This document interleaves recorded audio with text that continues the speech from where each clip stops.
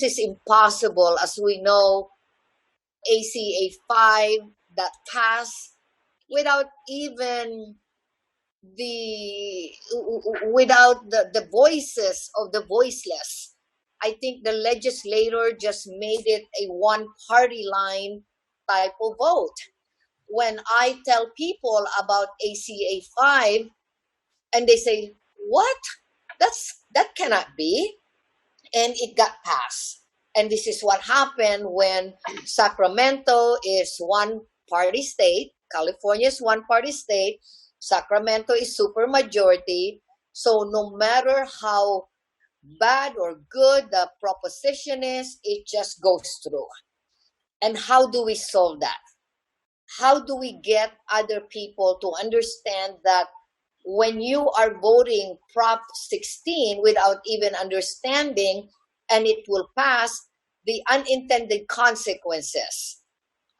We need to do a lot more of education, and this is just a beginning of what you're doing. I would like to recommend to have a different Zoom discussion on that this Prop 16 has to fail. I think everyone will agree that the field has to be even. And for discriminating, and we all know that it will be the Asian group that will suffer here. I'm a Filipino. We're the highest Asian group in California. But unfortunately, a lot of my people are not registered to vote. And a lot of them also do not vote, nor have the education to vote. I'm challenging everyone to do what we need to do a good outreach, what this Proposition 16 is all about. And this is like repealing Proposition 209 that prohibits discrimination and preferential treatment on account of a person's or a group, race, sex, color, ethnicity, or national origin in public employment, public education, and public contracting. The Proposition 16 is more of a failure than victory.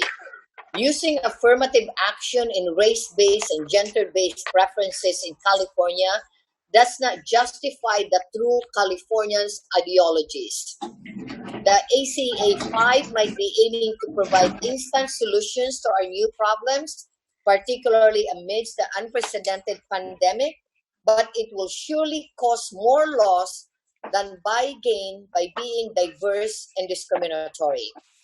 There has been a lot of research and data showing that Prop 209 has been effective and strengthened anti-discrimination policies in California. A major positive has been witnessed in racial enrollment among African Americans, Asians, and Hispanics. It is essential that the comprehensive competition that is created by Prop 209 remain in place. Having a small and micro businesses competing against each other without any preferential consideration has proven beneficial in the past 5 years. Having led an organization which is tirelessly working to educate and provide strategic insights and opportunities to small businesses, I can vouch for that Prop 16 would only demoralize the small businesses and minority communities and inevitably divide the Californians racially. We are a diverse state that only one way to end racial discrimination is through strengthening our institutions and public systems. No good will be attained from legalizing such racial discrimination. We must keep building positively on the results of Prop 209 and work towards access of quality education and opportunities for the economically disadvantaged communities. This is the future of this state and our nation. This will drastically affect it. Proposition 209 has been in consonance with the civil rights law, which has paved way for further legislations for minority groups, including the removal of discriminatory barriers to voting protection from discrimination in renting, buying, or paying for housing, and specific protections under the law for Americans with disabilities. Under the constitutional principles, we must continue to shape our nation's definition of an access to equal opportunity. However, Proposition 16 does the opposite. It is a way to legalize discrimination. We must obey the constitutional principle of equality before law. We cannot end discrimination by discriminating. Thank you so much. Thank you, Faith. It's echoing now. Runs actually he has a business. He's a business guy. Bottom line, but he's also and I don't have my thing here. I want to get your title correctly. The Director for Outreach for CFER, For Californians for Equal Rights, which is the group that put the ballot argument on that you'll see on the ballot. And they are engaged in fighting tangentially. You know, we're all in this thing together, trying not to step on each other and trying to have a focused message, and mainly just to alert people to it. But Mark is doing an excellent job, as he always does. And, you know, we appreciate everything you're doing, Mark. So please take it away as I continue to try to fix our technical issues. No problem. So thank you, Bob, and thank you, Mei, for, having me. And, also the spirit of collaboration in this fight against Prop 16. So, beyond that, CFER is a new organization, dedicated to fighting Prop 16. And, we have some, I'll get to CFER in a little bit, but just to give you an added background, I'm president of Asian Industry Business to Business, which is a nonprofit organization in Southern California. And we've done many events for conservative causes, and we're very much aligned to our pro-business and pro-family values. So we, Bob and Mei have been great partners and supporters, through our different causes that we have been fighting, especially in the cultural side.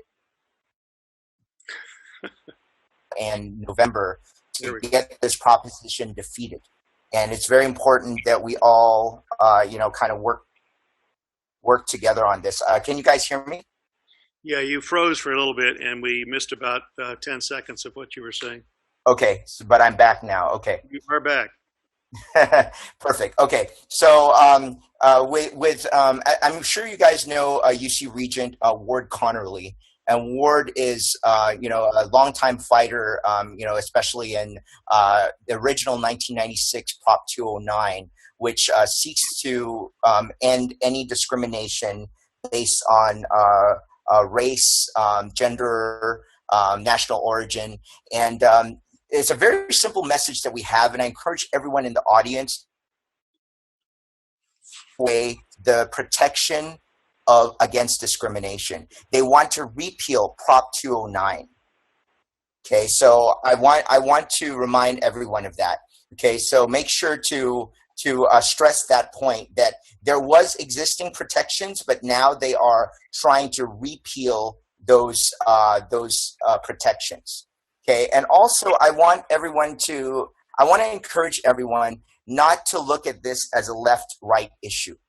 Okay, because I think a lot of us here, and with that, she was able to see the arguments on this issue and come to our side. And I believe a lot of Democrats and liberals will be able to join us, and independents, to see that this is actually very damaging to the meritocracy of our society. So we're not going to get the best scientists. What if through these quotas or whatever it is, the discrimination in hiring and in college admissions, that we actually cut out the cure for cancer, for example, or the cure for AIDS. I mean, this is something that is severely impactful to our society. So really look at that.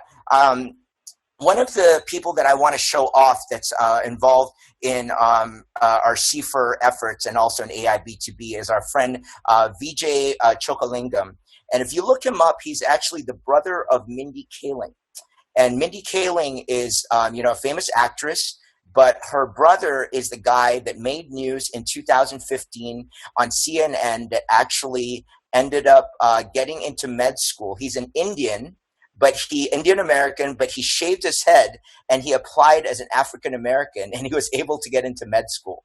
So this is a very, very powerful story, and he writes a book that kind of talks about exactly the flaws of the affirmative action and, you know, the hypocrisies around that, and basically what happens on the ground should you have this going. So I really want to kind of highlight him. And we're going to be throwing a bunch of events in Southern California and Northern California. So on August 8th and on August 15th, we're going to do 2 car rallies, one in Arcadia and one in Irvine. So if you guys are in Southern California or anyone's calling in from there, please come join us.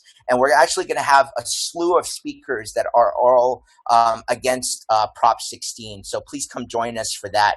And I also want to encourage, finally, to everyone on the call today, please do not give up this fight. And I encourage Bob and May to walk you know, hand in hand with me and Seifer and everyone else to fight beyond just this November election. Okay, there is a real danger because of the electorate in California that we have moved so far left that if this passes, we are prepared to fight this all the way to the Supreme Court. And we believe that the protections that the federal government and the U.S. Constitution give us, that this is unconstitutional, and we want to take it all the way up to the Supreme Court. So I really want to encourage everyone, get involved, follow us at Californians for Equal Rights, and also on Asian Industry B2B on Instagram, Facebook, Twitter, and stay in touch with us, and let's get active in the next 3-4 months. And remember, you know, this message also, finally, do not just make it a Chinese message. Do not just be in the Chinese community. This also affects African Americans, for example, in the public sector jobs where they're overrepresented. So it's going to cause a societal upheaval that is not only targeted to the Asian community. So please, let's and you know, we heard from Faith earlier. It's really good to hear from the Filipino community, because Eastvale, for example, in Southern California, is a city where the highest per capita income comes from the most educated Filipino nurses and people taking 2 jobs and, you know, starting businesses. We didn't do this because out of nowhere. It was because of Prop 209, where we created this environment the last 24 years to have such great, advances in all Asian communities: Chinese, Filipino, Vietnamese, Korean, and also Hispanic and Black people, like Bob mentioned in the beginning of the call. So, thank you for allowing me to speak, and I really encourage everyone to join us in our fight. Thank you. Thank you, Mark. Appreciate the comments. And yeah, you cut out a couple of times, but what we heard was spot on. Well, there's something I would like to mention. Okay, you know, Mark, I think Seifer is very smart to make you the director of outreach. Okay, because you did take the opportunity to